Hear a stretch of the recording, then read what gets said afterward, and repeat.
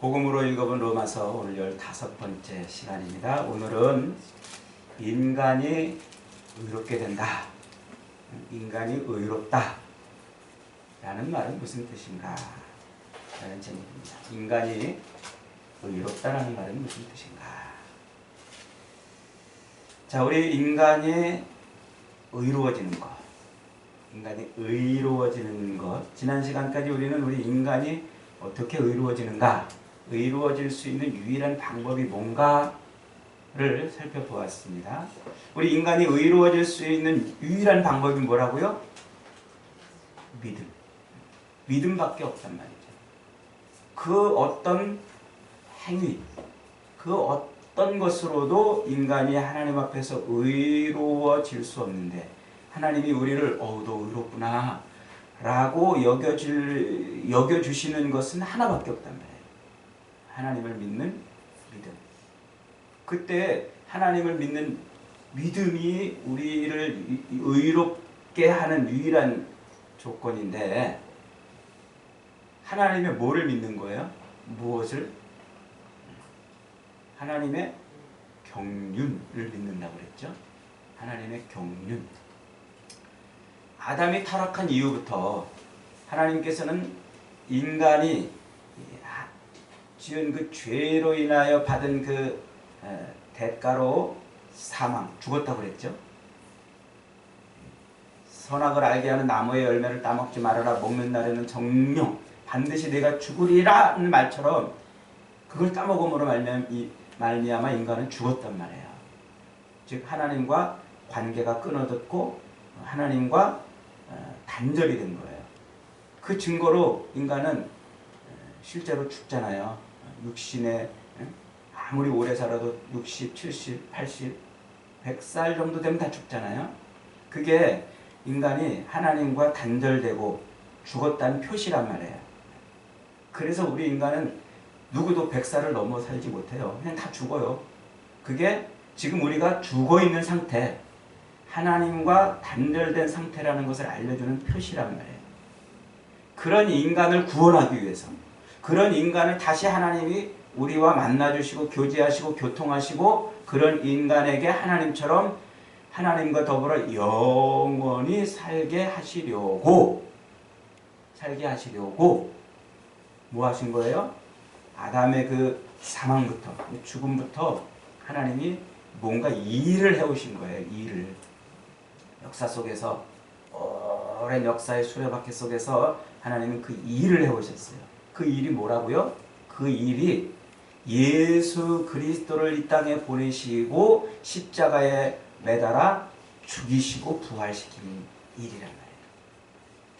예수님이 이 땅에 오셔가지고 십자가에 매달려 죽으시고 부활하시는 그 일이 어쩌다 일어나는 일이 아니고 우연히 벌어진 일이 아니고 하나님이 이미 이 아담의 타락 이후부터 인간을 구원하시려고 행하신 일, 작정하시고 역사 속에서 수많은 사건과 사람들을 동원해가지고 그때 그리스도가 태어나게 하사 십자가에 매달려 죽게 하시고 부활케 하신 그 일을 이루기 위해서 행하신 경륜, 하나님의 일, 역사 속에서 행하신 그 일, 경륜.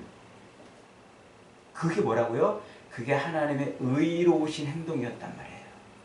하나님의 의로우신 행동. 그 하나님의 의로우신 그것이 죄로 인해서 죽을 수밖에 없는, 즉 영원히 진노와 사망의 상태에 놓여 있을 수밖에 없는 나를 구원하시려는 하나님의 의로우신 행동이었구나. 그것을 내가 아멘, 나 때문에 그러신 거군요. 나를 살리시려고 그러신 거군요. 라고 받아들이는 것, 수납하는 것. 그게 믿음이에요. 그게 그게 내 의란 말이에요. 우리 인간이 의로워진다는 것은요, 바로 그 하나님이 하신 그 일을 믿는 거예요. 나를 위해서 친히 피조물의 몸을 입으시고 아들의 몸으로 이 땅에 오셔가지고 십자가에 매달려 피를 흘려 죽어주신 그 하나님의 그 일이, 그것이 바로 나를 살리시려고 그러신 일이군요 라고 아멘라고 받아들이는 것, 수납하는 것, 그것을 믿음이라고 그러고, 그걸 믿을 때, 하나님의 그 하신 그 일을 내가 믿을 때, 그때 하나님이 나를 뭐라고 해주신다고요? 어이구, 너 의롭다. 우리를 의롭다 여겨주신단 말이에요. 그게 우리의 의예요. 그러니까 우리가 인간이 의로워진다, 인간이 의롭다라고 하는 말에 자꾸 이 의롭다는 말을 어떤 개념으로 이해하냐면 착해진다, 선해진다, 뭔가 이제 바른 생활 사나이가 된다 라는 걸로 이해하는데 그 개념이 잘못된 거예요. 여러분, 우리가 의로워진다는 것은요, 예수 그리스도를 믿음으로 말미암아, 즉 우리를 위해서 우리 죄 때문에 대신 십자가에서 그 사망과 저주의 형벌을 대신 받는 그 십자가 죽음으로 말미암아 우리 죄가 용서함 받아요. 그 죄가 용서함 받는다는 말은요, 내가 이제는 착해지고 선해지고 괜찮은 사람이 되었다는 것이 아니에요. 괜찮은 사람? 이제 내가 이제 착한 사람이 되었다? 이런 의미가 아니에요. 여러분, 예수 믿은 다음에도 여러분, 우리는 어때요? 여전히 죄를 짓는다는 말이에요. 더럽고 악하고. 여전히 예수를 믿은 다음에도 여전히 우리는 그 더럽고 악한 죄악 가운데 살아요. 안 그런 사람이 어디 있어요? 다윗 보세요, 다윗. 그 하나님의 놀랍고 그 어마어마한 은혜에 사로잡혀 살았던 다윗, 그래서 이스라엘의 왕이 되었던 사람 다윗도 오늘 사도 바울이 예를 들어주잖아요. 그 다윗도 뭐 했다고요? 죄를 지었단 말이에요. 무슨 죄? 아주 끔찍한, 자기 부하의 아내를 보고 탐욕으로 그 부하의 아내를 범해요. 그리고 애를 임신을 시켜요. 그게 들통날까봐 어떻게 했어요? 그 부하를, 전쟁터에 나가 있는 부하를 잠시 집으로 와가지고 좀 부인하고 좀 잠자리 좀 같이 하다가 가라. 그게 안 되니까 어떻게 했어요? 죽여버렸어요. 교사를 시켰단 말이에요. 그런 죄악. 그러니까 하나님의 그 능력과 권능과 은혜에 사로잡혀 살았던 사람도 어쩔 수 없는 죄인이라는 것을 보여주는 거예요. 그런 죄 가운데 있는 그 다윗의 죄를 하나님이 어떻게 하셨어요? 그 죄를 못 본 척 넘어가셨어요. 뭐 때문에? 사무엘하 7장 12절에 나와 있는 하나님이 다윗의 씨를 통하여, 다윗의 후손을 통하여 메시아를 보내주시겠다고 하신 그 하나님의 일방적인 약속, 그 약속 때문에 그 지은 죄를 그냥 못 본 척 넘어가 주셨단 말이에요. 그래서 지금 오늘 4장 7절에서 이렇게 말하는 거예요. 6절부터 일한 것이 없이 하나님께 의로 여기심을 받는 사람의 복에 대하여 다윗이 말한다. 불법이 사함을 받고 죄가 가려짐을 받는 사람은 복이 있다. 주께서 그 죄를 인정하지 아니하실 사람은 복이 있다. 그러니까 하나님이 죄를 가려주신 거예요. 있는데, 실제는 있는데 그냥 슬쩍 덮어놓으신 거예요. 그 악한, 정말 사악한 죄. 만약에 지금 우리 중에, 아니 제가 만약에 그런 다윗 같은 죄를 지었다고 여러분이 알았다고 쳐보세요. 그럼 여러분 어떻게 하실 거예요? 그냥 못 본 척 넘어가 주실 거예요? 안 그렇잖아요. 근데 하나님은 다윗의 후손을 통하여 메시아를 보내주시겠다고 하신 그 하나님의 일방적인 언약, 그 약속 때문에 그냥 못 본 척 넘어가 주셨기 때문에 자기 인생에 복이 있다고 말하는 거예요. 그러니까 우리는 그 하나님께서 아들을 십자가에 매달아 죽이시는 그 일이 나의 죄를 용서해 주시려는 사건이구나. 아멘 하고 내가 그것을 깨닫고 그 하나님의 일하심을 믿었다 해서 금방 내가 착한 사람이 되는 게 아니란 말이에요. 여전히 나는 더럽고 악하고 여전히 나는 하나님 앞에 죄를 짓고 살아요. 착해지면 얼마나 좋겠어. 그죠? 여전히 죄를 짓고 살아요. 그런데 그렇게 죄를 짓고 사는 그런 인생이지만 하나님이 어떻게 하신다고요? 아이고 너 의롭다 라고 여겨주신단 말이에요. 뭐 때문에? 그 믿음 때문에.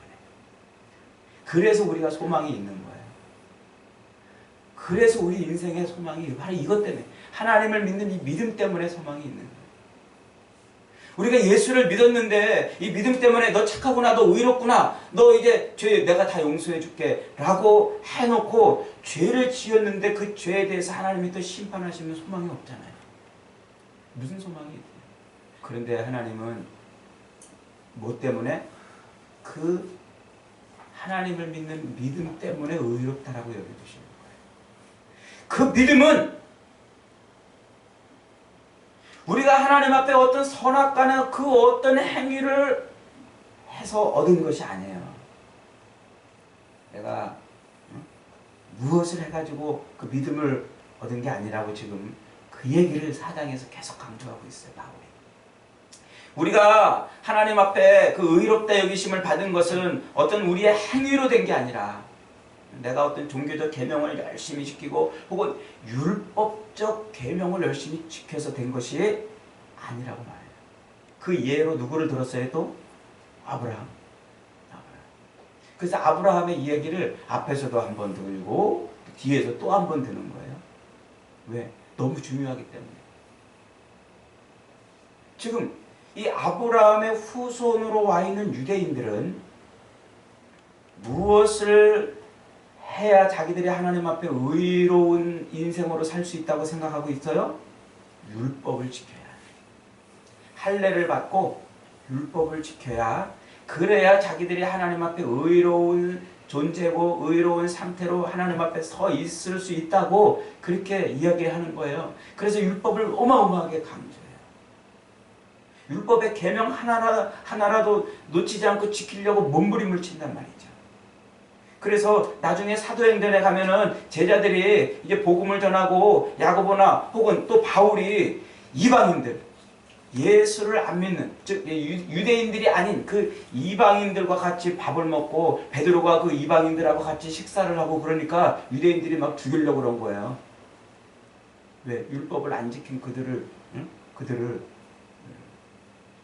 의로운 존재로 받아줬기 때문에. 그래서 유대인들은 율법을 지키고 할례를 받아야, 그래야 하나님 앞에 의로운 존재로 여김을 받을 것이라고 생각을 한 거예요. 근데 바울은 지금 무슨 얘기하고 있는 거예요? 그게 아니다는 거예요. 우리가 하나님 앞에서 무엇을 하든지 그 율법의 613개 조항을 깨알 같은 조항들을 매일매일 지키려고 몸부림을 치고 할례를 받아서 그렇게 해서 행해도 하나님 앞에 우리가 의로운데 의롭다고 인정을 받는 것은 1도 도움이 안 된다는 거예요. 전혀 무가치한 일이라는 거예요. 그 예를 지금 누구로 들었다고요? 아브라함. 그러면서 지금 이렇게 물어봐요. 자, 9절. 그런즉 이 복이, 하나님 앞에서 죄 용서함을 받는 그 복이 할례자에게냐 혹은 무할례자에게도냐? 우리가 말하기를 아브라함에게는 믿음이 의로 여겼다 하노라. 같이 한번 읽겠습니다. 시작. 그런즉 그것이 어떻게 여겨졌느냐? 할례시냐 무할례시냐? 할례시가 아니요 무할례시라. 그러니까 무슨 얘기예요? 지금 바울이 물어보는 거예요. 아브라함이 의롭다라고 여겨지심을 하나님 앞에 하나님이 어이구 아브라함도 의롭다라고 말해주신 그것이 할례를 받았을 때냐 안 받았을 때냐는 거예요. 언제예요? 아브라함이 할례를 받고 나서 의롭다라고 여겨짐을 받았다고요? 아니라는 거죠. 무할례. 할례를 받기 전에 이미 하나님은 아브라함을 의롭다라고 여겨졌다는 거예요. 그게 창세기 15장에 나오는 사건이란 말이에요. 하나님이 아브라함을 부르신 다음에 아브라함에게 민족을 이루게 해주시겠다. 너의 후손을 주겠다. 너에게 자식을 주겠다고 말씀을 하셨어요. 그리고서는 하나님이 그 아브라함에게 일방적으로 하나님이 아브라함에게 약속을 하는 거예요. 내가 너에게 자식을 주겠다 말이야. 너로 그 큰 민족을 이루어 너로 네 인생이 복 자체가 되게 하고 그 민족이 너로 말미암아 복을 받게 하겠다. 하나님이 아브라함에게 일방적으로 지금 약속을 하는 거예요. 아브라함이 그걸 어떻게 했다고요? 하나님이 자기한테 자기의 자식을 주고 후손을 주고 자기로 민족을 이루게 하고 자기 인생을 복 자체가 되게 하고 자기로 말미암아 자기 민족이 복을 받게 하는 그렇게 하시겠다고 하신 그 하나님의 말씀을 뭐 했다고요? 아멘. 믿었단 말이에요. 믿으니까 하나님이 그 믿음을 보고 아브라함을 의롭다라고 여겨줬단 말이에요. 의롭다. 그런데 실상 아브라함은 그 하나님의 그 일방적인 언약을 어떻게 했어요? 나중에 깨트려버려요. 언제 깨트려버려요? 창세기 15장에서 그렇게 하나님의 일방적인 언약을 받고 별들을 보여주면서 야 봐라 저 별들만큼 너의 자손을 많이 주겠다 하고 그러니까 아브라함이 그것을 믿었단 말이에요. 그리고서 하나님이 그 계약 이제 일방적으로 약속해 주신 그 언약 그 약속을 이제 도장을 찍어요. 계약서를 작성한단 말이에요. 그래서 끌고 나와가지고 야 아브라함아 너 이 동물들을 끌고 오너라. 그래가지고 그것을 반을 탁탁 쪼개서 이렇게 제사 드릴 준비를 해놓거라. 창세기 15장에서 그래요. 그래 아브라함이 순양도 갖다 놓고 염소도 갖다 놓고 또 소도 갖다 놓고 비둘기도 갖다 놓고 그래서 그 동물들을 쪼개서 쫙 펼쳐놨어요. 근데 하나님이 안 나타나. 그러니까 아브라함이 꼬박꼬박 조는데 저녁 때쯤 돼가지고 하나님이 임재하세요. 그래서 하나님이 불과 연기로 탁 나타나셔가지고 그 동물 쪼개놓은 그 동물 사이를 하나님이 샥 지나가세요.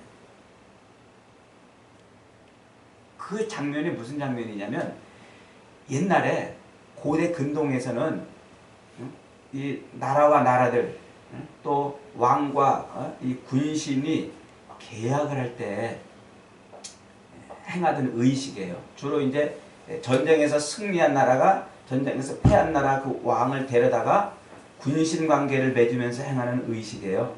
그래서 짐승을 딱 쪼개놓고 그 쪼갠 짐승 사이로 손을 잡고 같이 걸어가요. 그래서 너 나하고 군신 관계 계약을 어기면 이 짐승처럼 너 완전 쪼개져 죽는다. 너 이거 죽는 거야. 잊지 마.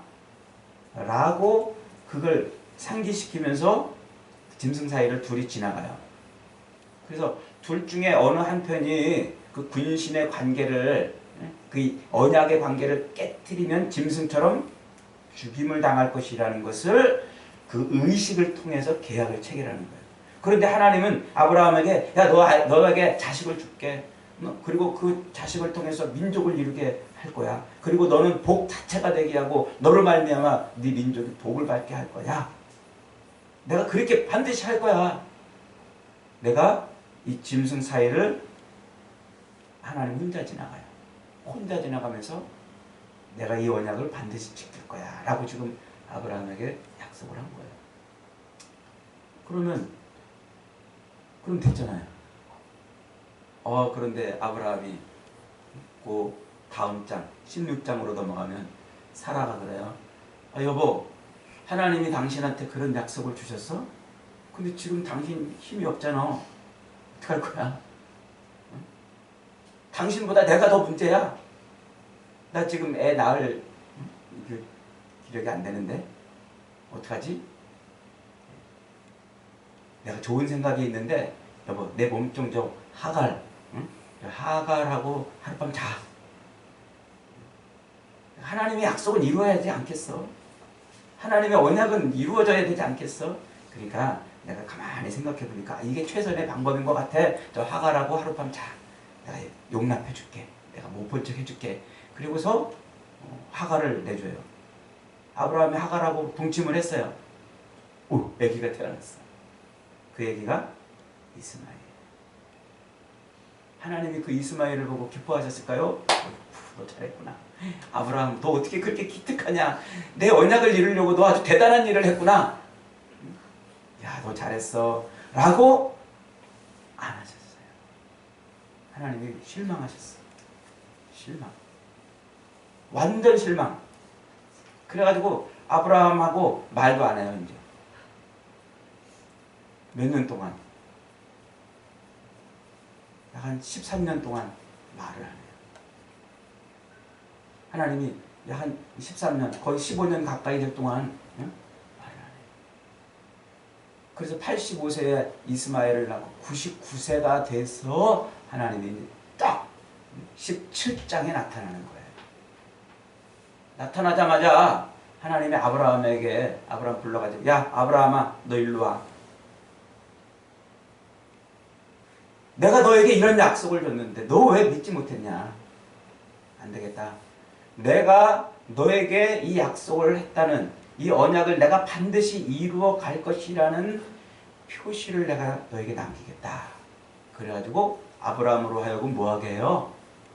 할례를 하라고 해요. 이때 할례가 나와요. 할례를 하라고 해요. 그래서 아브라함으로 하여금 생식기의 포피를 끊어내게 하는 거예요. 몇 살에? 아브라함 99살에. 그러니까 이 아브라함으로 하여금 그 생식기의 포피를 잘라내는 할례 의식을 행하게 한 것은 뭘 말하는 걸까요? 그 할례를 받음으로써 아브라함이 이제 그 하나님의 언약, 일방적인 계약을 아브라함이 이제 이룰 수 있다는 겁니까? 그 할례 때문에 이루어지는 것이 아니에요. 그 할례는 뭐예요? 할례는 표시예요. 표시. 사인이란 말이죠. 사인. 심볼이란 말이에요. 심볼리즘. 하나님이 하시고자 하는 아들을 주시겠다고 민족을 이루겠다고 하신 그 하나님의 그 말씀을, 그 언약을 아브라함이 아멘으로 믿었다는 것을 너 그때 그렇게 믿었지? 너 그때 믿었지? 그 믿음을 도장을 빵 찍어주는 표시란 말이에요. 할례를 받아서 그렇게 된 게 아니고 도장을 빵. 너 그때 그 믿음 내가 알아. 너 그 믿음을 내가 안다고 그걸 너 의롭게 여겨줄게. 빵 찍어주는 심볼이란 말이에요. 그 할례가. 지지난주에 우리 신은아 성도님이 세례를 받으셨습니다만 여러분 다 세례를 받았죠? 우리가 세례 받을 때 세례를 받는 순간 여기 앉아서 세례를 받는 순간 예수님이 나를 위해서 십자가에 못 박혀 죽으셨다는 사실이 완전 믿어집니까? 그 순간에 믿어지는 거예요? 아니죠. 이미 그 전에 믿어지니까 믿습니까? 믿습니까? 믿습니까? 믿어지니까 그러면 그 믿음의 표시로 이제 세례 받읍시다. 표시로. 그죠? 그런 거예요. 세례를 받아가지고 믿음이 팍 생긴 게 아니고 이미 예수님을 내 구주로 믿기로 아멘. 믿음을 딱 가진 다음에 당신도 이제 우리와 동일한 믿음을 가진 우리 공동체, 우리 식구입니다. 그 표시로 세례를 주는 거예요. 세례가 그를 의롭게 하는 게 아니라 이미 믿음으로 그를 믿음이 그를 의롭게 만들어 놓은 상태에서 세례는 뭐 하는 거예요? 도장 찍는 거예요. 도장. 빵. 하나님을 믿는, 그리스도 예수를 믿는 믿음의 도장을 찍는 행위란 말이에요. 그게 아브라함의 할례예요. 그 아브라함이 하나님을 믿으니까 하나님이 민족을 주시겠고 그 민족을 통해서 하나님이 놀라운 일을 하시겠다고 하신 그 약속을 믿으니까 너 의롭다라고 칭해주고, 야! 이 약속을 이루기에 이 약속을 이루기까지에는 너는 아무것도 보탤 것이 없다는 것을 깨달아라. 너는 일도 보탤 게 없다는 것을 알아라 하면서 생식기의 보표를 잘라내게 하신 거예요. 완전 그때 아브라함은 보세요. 몇 살이라고 그랬어요? 99살. 더 이상 발기불능. 더 이상 발기불능 상태예요.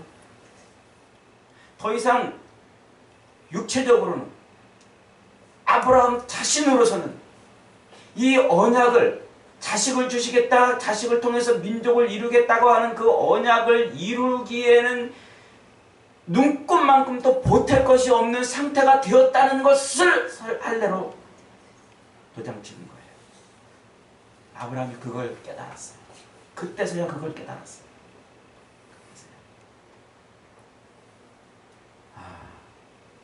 내가 하나님의 약속을 이루기에는 일도 보탤 것이 없구나. 그러니까 지금 사도 바울이 그때 그 아브라함의 예를 끌어다가 지금 뭔 얘기하는 거예요? 할례 받아야 우리가 하나님 앞에 의로워지고 율법을 행해야 하나님 앞에 의로워진다고 말하는 그 유대인들을 향해서, 야 이것들아, 그러면 아브라함이 그때 할례 받아가지고 의로워졌단 말이냐? 아브라함이 율법을 행하고서 의로워졌다는 거냐? 아브라함은 율법이 주어지기에 600여 년 전의 사람이었고 그는 할례 받기 전에 이미 의롭다 여기심을 받았는데, 그러면 하나님이 거짓말하신 거냐? 지금 그 얘기를 말하는 거예요. 그러면서 아브라함이 의롭다 여김을 받았다는 게 뭔지를 이제 다시 설명합니다. 아브라함이 의롭다라고 여김을 받았다. 즉 인간이 의롭다라고 여김받는 게 뭔지를 이제 설명해요. 17절 봅시다. 기록된 바 내가 너를 많은 민족의 조상으로 세웠다 하심과 같으니 그가 믿은 바, 그는 누구죠? 아브라함. 아브라함이 믿은 바 같이 시작. 하나님은 죽은 자를 살리시며 없는 것을 있는 것으로 부르시는 이시니라. 그가 믿은 바, 아브라함이 믿은 바가 뭐예요? 하나님은 죽은 자를 살리시고 없는 것을 있는 것으로 부르시는 이시구나. 하나님은 죽은 자를 살리고 없는 것을 있는 것으로 만드시는 분이시구나를 아브라함이 믿었다는 거예요. 그러니까 아브라함이 지금 뭘 믿었냐면 하나님을 죽은 자를 살리시는 분, 없는 것으로 있는 것을 만드시는 분으로 믿었다는 거예요. 이 말은 여기서 해석을 잘못하면 안 돼요. 이 말을 하나님은 죽은 자를 살리시는 분이십니다. 여러분 믿으십니까? 아멘! 이런 쪽으로 가는 게 아니에요. 지금 죽은 자를 살리신다 이 말은 구원론에 관련된 이야기를 하고 있는 거예요. 우리의 구원에 관련된, 우리를 의롭다라고 말해주는 말의 의미를 설명하면서 지금 하고 있는 거예요. 그러니까 지금 그 뒤에 구절이 그걸 설명해 주잖아요. 그 뒤 구절 한 번 더 읽어봅시다. 18절 시작. 아브라함이 바랄 수 없는 중에 바라고 믿었으니. 이게 뭐예요? 바랄 수 없는 중에 바랐다는 말이 뭐예요? 나한테서는 자식이 낳을 수 없다는 것을 알고 자식이 나올 수 없는 상태라는 것을 알았음에도 불구하고 믿었다는 거예요. 이는 내 후손이 이 같으리라 하신 말씀대로 많은 민족의 조상이 되게 하려 하심을 아브라함이 믿었다는 거예요. 그러니까 지금 이 말은 그 말만 떡 대가지고 여러분 하나님은 죽은 자를 살리시는 분이십니다 라고 설명하는 그 말로 설명하면 안 된다는 말이에요. 지금 이 말은 무슨 말이냐면 아브라함이 바랄 수 없는 자기는 지금 아기를 가질 수 없는 생식 불능 상태, 발기불능 상태인 것을 아브라함이 알았어요. 도무지 자기는 애를 낳을 수 없는 상태라는 것을 알았단 말이에요. 그런데도 알았는데도 뭐 했다는 거예요? 하나님이 그 약속을 이루실 것을 믿었단 말이에요. 믿었다. 그러니까 이 말, 그것 때문에 하나님이 아브라함을 의롭다 여겨주시는데, 그때 이 말을 방향을 틀어서 아브라함의 입장에서 한번 보는 거예요. 아브라함은 무슨 생각을 했을까요? 나는 하나님의 언약을 이루는데 일도 보탤 수 있는 존재가 아니구나. 자기 존재의 미약함, 미력함, 무기력함, 응? 자기는 진짜 아무것도 안 되고 하나님께서 나를 민족의 조상이 되게 하시는 일에 눈꼽만큼도 나는 보탬이 될 수 없는 존재라고 하는 자기 인식이 들어있는 거예요. 이해가 되세요? 이게 중요한 거예요. 그런 자기를 깨닫는 거예요. 뭘 보고? 하나님의 일하심을 보고, 하나님이 역사 속에서 행하신 그 하나님의 경륜을 보고, 나는 아무것도 아닌 존재구나. 나는 죽어있는 존재구나. 나는 죽었구나. 할 수 없는, 아무것도 할 수 없는 존재구나. 라는 그것을 깨닫는 것. 그게 하나님 편에서 보면 우리가 의롭다라고 여김 받는 것이고, 우리 편에서 보면 그게 자기 부정이에요. 자기 부정. 난 진짜 별것 아닌 존재구나. 나는 진짜 아무것도 아닌 존재구나. 이걸 알아야 돼. 아브라함은 그걸 알았다는 거예요. 그걸 아니까 자기는 하나님의 그 언약을 이루기는 데 있어서 일도 보탤 것이 없는 존재라는 것을 알으니까 이삭을 번제로 바치라는 그 말에 순종할 수가 있는 거예요. 자기가 죽었다는 사실을 알기 때문에 하나님이 하시고자 하는 일이 바로 그 일이에요. 지금 사도 바울이 우리에게 가르쳐주고자 하는 말이 그 말이란 말이에요. 너 죽었단 말이야. 너 죽었다고 아무것도 할 수 없는 존재라는 거 몰라? 왜 못 깨닫고 있는 거야? 좀 깨달아라. 아브라함 얘를 생각해봐. 넌 죽었다니까. 그 말을 지금 바울이 그렇게 말합니다. 우리는 하나님의 그 언약을 이루는, 우리가 하나님의 백성이 되고 예수 그리스도로 말미암아 하나님의 자녀가 돼서 하나님과 영원한 삶을 사는 그 하나님의 언약을 이루는 데 있어서 일도 보탬이 될 수 없는 존재라고 하는 것을 알으라는 거예요. 지금 죽어있는 상태라고 하는 것을 알으라는 거예요. 육신으로 지금 숨쉬고 세상에서 뭐 좀 하고 돈 좀 벌고 사니까 잘 사는 것 같고, 나는 뭐 대단한 것처럼 살고 나는 엄청난 인생인 것처럼 살지 말라는 거예요. 그래봤자 뭐야? 그래봤자 죽었다니까. 이 화초를 뿌리를 댕강 잘라가지고 화병에다 딱 꽂아놓고 이쁘다 해도 며칠 가요? 며칠 가요? 일주일도 못 가요. 왜? 죽었기 때문에. 우리가 그렇다는 거예요. 이미 죽었는데 이 세상에, 지금 이 역사라고 하는 이 세상에 태어나가지고 우리 인생 70, 80 살아가는 동안에 뭔가 좀 대단한 우리 인생을 살아가니까 우리가 살아있는 것 같고 엄청난 것 같고 아주 대단한 존재 같지만, 우리는 하나님의 이 언약을 이루는 데 있어서 일도 보탬이 안 되는 존재라는 거예요. 일도 보탬. 오로지 그 하나님의 언약을 이루는, 하나님의 자녀가 되고 하나님의 백성이 되고 하나님과 영원한 상태로 교제 교통하는 인생이 되는 데 있어서 유일한 것은 뭐냐? 그게 믿음밖에 없다는 거예요. 예수 그리스도를 믿습니다. 그래서 25절에서 24, 25절에서 그 얘기를 하는 거예요. 결론적으로 24, 25절 시작. 의로 여기심을 받을 우리도 위함이니 곧 예수 우리 주를 죽은 자 가운데서 살리시는 이를 믿는 것.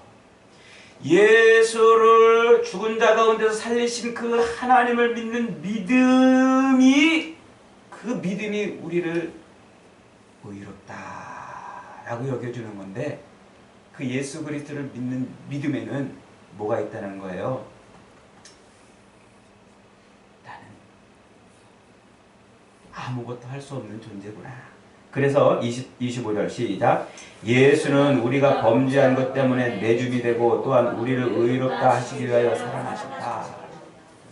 그러니까 예수님이 십자가에 매달려 죽으셨다는 사실은 우리의 죄 때문에 그렇게 매달려 죽으셨고, 죽으셨고 또 우리를 의롭다 하시기 위해서, 즉 하나님의 그 언약을 이루는 존재가 되게 하기 위해서 예수님이 살아나셨다는 것을 우리가 믿을 때 그 믿음이 우리를 의롭다라고 하는 것이고, 그 믿음을 갖는다는 것은 내가 아무것도 아닌 존재라는 것을 깨닫는 거예요. 발기불능 상태. 도무지 아무것도 열매를 맺을 수 없는, 씨를 가질 수 없는, 그리고 열매를 맺을 수 없는 존재라는 것을 아는 거예요. 아는 거. 그걸 알 때 우리는 하나님의 은혜를 누리는 거예요. 그걸 알 때 복을 누리는 거예요. 우리가 예수를 믿으면서도 그걸 모르기 때문에 이 땅에서, 이 역사 속에서 그 하나님의 놀라우신 그 어마어마한 복을 못 누리는 거예요. 그 예수 믿으면 내가 의로워지는 줄 알아. 착해지는 줄 알아. 예수 믿으면 내가 거룩해지는 줄 알아. 실제로는 아무것도 안 하면서, 아무것도 못하고, 아무것도 하지 못하면서. 그래서 우리가 뒤에 가서 공부하겠습니다마는, 우리 그리스도인들이 자칫 빠지기 쉬운 함정이, 예수 믿으면 내가 대단한 엄청난 큰 의로운 존재가 되는 줄 안단 말이에요. 우리는 일도 못할 게 없어요. 우리가 종교적인 무슨 행위? 내가 주일 예배를 열심히 안 빠지고 나오니까 그것 때문에 하나님이 우리를 의롭게 여겼다? 내가 헌금을 안 빠지고 잘했더니, 내가 기도를 잘했더니, 내가 선한 일을 많이 하고 뭐 불쌍한 사람들을 도왔더니, 아니란 말이에요. 내 존재를, 나는 정말 별 볼 일 없는, 나는 죽어있는 존재구나 하는 것을 깨달아야 되는 거예요. 그래서 예수님이 마태복음 16장 24절에서 이런 말씀을 하세요. 아무든지 나를 따라오려거든 자기를 부정하고 자기 십자가를 지고 나를 쫓을 것이니라. 십자가가 뭐예요? 죽는 거예요. 내가 죽어 너를 살리는 것. 내가 죽어 너를 살리는 것. 그게 십자가잖아요. 근데 내가 죽어야 돼요. 매일 내가 죽어야 돼요. 내가 죽지 않고서는 하나님의 이 언약을 이룰 수 없다니까요. 내가 살아가지고 내 힘으로 뭔가 해보고 내가 뭐 하나님의 언약을 이루기 위해서 뭔가 보탬이 되고자 한다면 언약은 이룰 수 없어요. 그래서 사도 바울이 그 어마어마한 걸 깨달은 거예요. 그래서 고린도 교회를 향해서 나는 날마다 죽노라. 나는 날마다 죽노라. 그 고백을 해내는 거죠. 여러분, 우리가 별 볼 일 없는 존재, 아무것도 아닌 존재라는 걸 하는 것을, 그리고 우리는 정말 하나님 앞에 내세울 게 눈꼽만큼도 없다는 것을, 하나님이 눈꼽만큼이라도 은혜를 거두시면 그저 죄를 짓지 못해서 안다라고 몸부림치는 존재라는 것을 잊지 마시기 바랍니다. 우리의 유일한 소망은 예수 그리스도를 의지하는 것, 그분을 믿는 것, 그분이 나를 위해 대신 죽으셨다는 것, 그분이 나를 위해서 십자가에 죽으셨다는 것, 그것 믿는 믿음밖에는 하나님 앞에 내세울 게 없는 줄 믿으시기 바랍니다. 그 믿음으로 승리하는 저와 여러분 되시기를 주님의 이름으로 축원합니다.